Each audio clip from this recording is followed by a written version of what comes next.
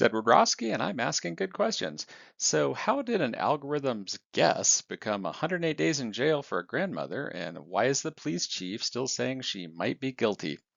This is the sad tale of Angela Lips. Angela Lips' grandmother was babysitting her grandkids in Tennessee when U.S. Marshals showed up armed and arrested her for bank fraud in, this sounds like it's out of a movie, Fargo, North Dakota, a state she had never visited because not a lot of people go to North Dakota. The evidence, a facial recognition match and a Facebook photo. A detective wrote that she, and I quote, appeared to be the suspect based on facial features, body type, hairstyle, and color, and nobody called her. Nobody interviewed her. Nobody pulled her bank records, which placed her 1,200 miles away when the crime happened.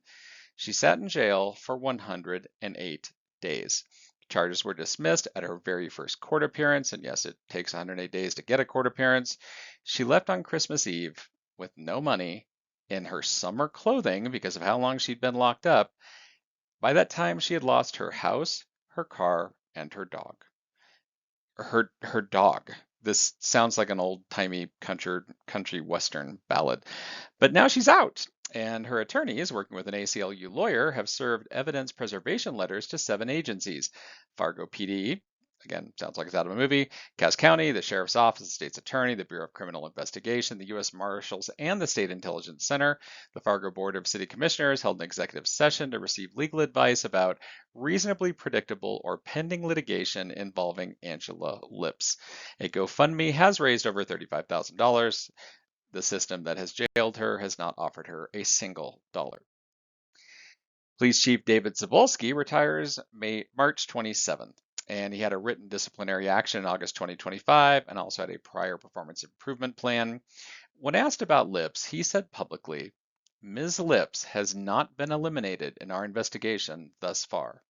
Her bank records say otherwise. The department has refused to release records, citing that same ongoing investigation. I have worked with enough legal teams in my life to recognize that the phrase ongoing investigation is a synonym for we will never admit publicly, at least, that we were wrong, because we know that would cause us to be sued for a lot of money. This is the 8th that I could find documented wrongful facial recognition arrest in the United States. 7 of the 8 victims were Black. NIST research showed facial recognition systems are 10 to 100 times more likely to misidentify Black and Asian faces. Lips is the exception that proves the technology fails broadly, not narrowly. State Senator Tim Mathern called for an audit of incarceration practices. The ACLU of North Dakota called AI in criminal cases dangerous. So far, we have no concrete legislation being proposed, although H.R. 3782 in Congress would prohibit federal facial recognition for identity verification. It hasn't even made it out of committee, though.